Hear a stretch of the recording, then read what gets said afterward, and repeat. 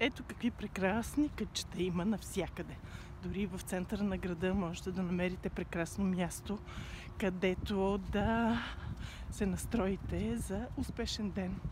Дори ако имате толкова много задачи, че просто не знаете откъде да започнете, то направете пауза и изберете точно тези 20% от нещата, които да свършите, които да ви дадат 80% ръст.